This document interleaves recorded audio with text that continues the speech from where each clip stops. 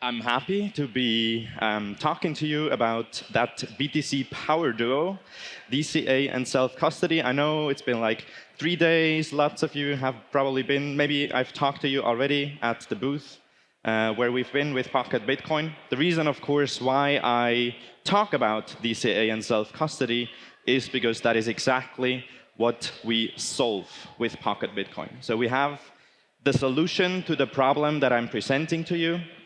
And I would like to give you some more insight. Some of you might already do self-custody. You might understand what DCA is, but I do want to give you potentially some additional insights. And I'm not going to make it too long, so I might be able to answer one or two questions if there are any by the end of this.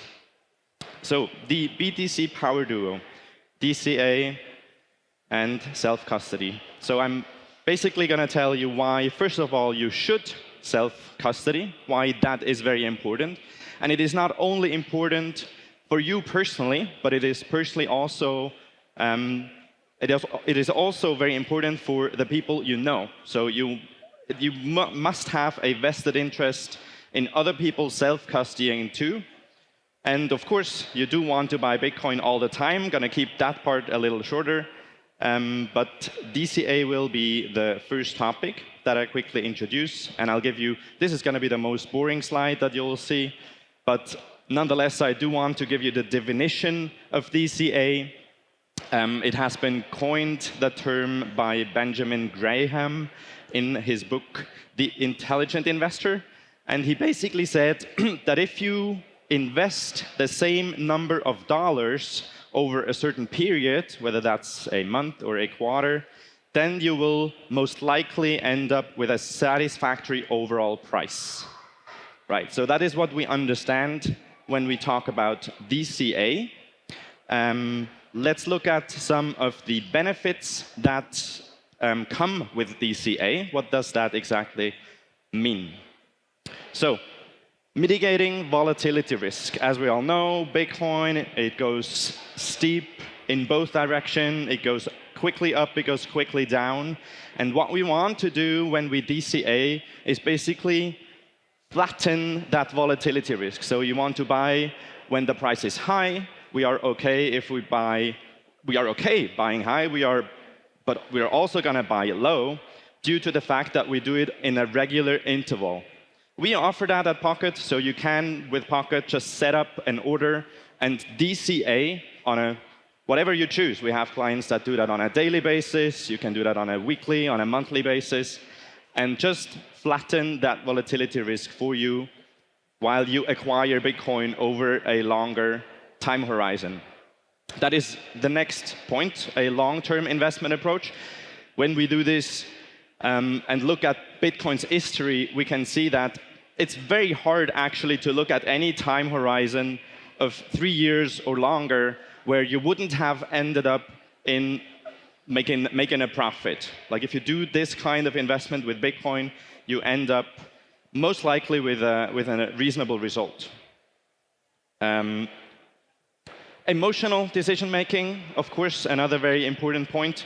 We often tend to react to price drops, or of course also the inverse of it, when the price goes up quickly and we make emotional decisions.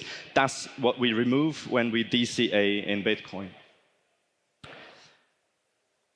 So a last word, that can all be automated with Pocket, so check out our website, go sign up and start DCAing with Bitcoin.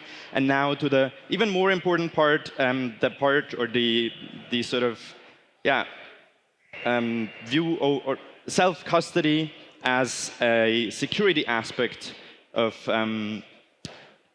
owning Bitcoin. So, the question really is, do we own Bitcoin or do we keep it with a custodian? I quickly want to show this Twitter poll that was made by UTX01, a contributor to BTC Pay server, and he asked not too long ago, it's about a week ago or so on Twitter, if you have one Bitcoin with a custodian, how much Bitcoin do you have?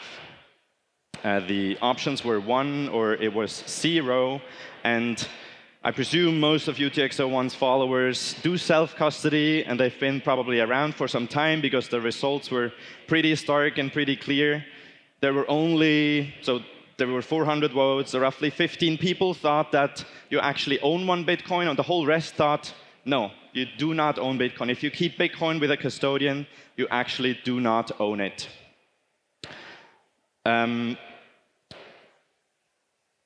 Bitcoin on an exchange are not your Bitcoin. Let's look at exchanges, or let's look in particular at one exchange. I do have the quarterly report from Coinbase. Q4 2022, they do report every quarter how much Bitcoin or crypto in general they have in custody. And we can see here Q4 of 2022. If we look up there in the right top corner, we can see that Coinbase held 40 billions in cryptocurrency from consumers and another 40 by institutions. And if you look at the table below, you can see that 41% of that is Bitcoin. If you do make the math with the Bitcoin price at that time, this ends up being just about 2 million Bitcoin, 2 million units of Bitcoin. So 1 billion, am I saying billion or million? 1 million by consumers and another million of Bitcoin by institutions. So that's just about 10% of the total supply of Bitcoin, of the current supply.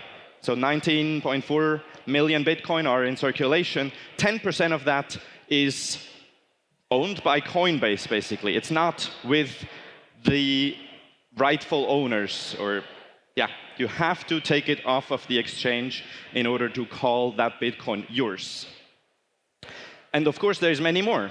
Coinbase is not the only one. This is just one example. And one of the reasons why, for example, we do proof of keys every 3rd of January. We prove that we own, that we possess our keys. We all know that sentence, not your keys, not your coins. Now, I want to go one step further because I think it is important to understand, or to maybe ask the question, does this mean that your keys, therefore your coins? And now I want to make an important distinction, or more practically speaking, an example I do have later on, because I think if you should really ask the question, is your wallet open source? And that is part of self-custody. Because if you are using a wallet that is not open source, how do you know, or how can you possibly verify where your keys come from? How have your keys been generated is an important question. And if you are using open source wallet, you can at least, you might not be able to verify that yourself because you might not be a coder, you might not understand exactly what these lines of code mean in that open source wallet, but at least other people have the opportunity, have the option, and do sort of the work for you by reading the code and by making sure that this wallet actually does what it's supposed to do, and that the keys that it's given you are really only owned by you and not sent to some to some third party, to some server. You really want to make sure that you are in possession of those keys. I'll give a quick example. This really just happened like a week ago.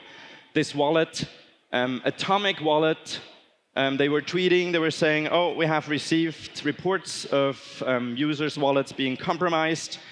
More and more people on Twitter started to report that they are losing funds. This is a wallet that gives you private keys. So you end up with your 12 words, with your 24 words, and you think you're safe, you're secure, you store them on a piece of paper, but this is a closed source wallet. It's until today not exactly clear what has happened, but people start losing money.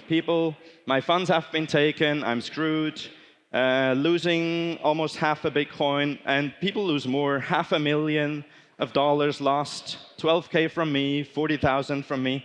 So people lost money, they opened their wallet. What is expected, or what people assume as of today, is that there was some malicious code inserted and people who ran the wallet automatically updated it by opening their wallet. So as soon as people opened their wallet, that malicious code got into the wallet and eventually extracted the keys and sent it to some server, most likely, where eventually the hacker got access to the funds and started to sweep these wallets.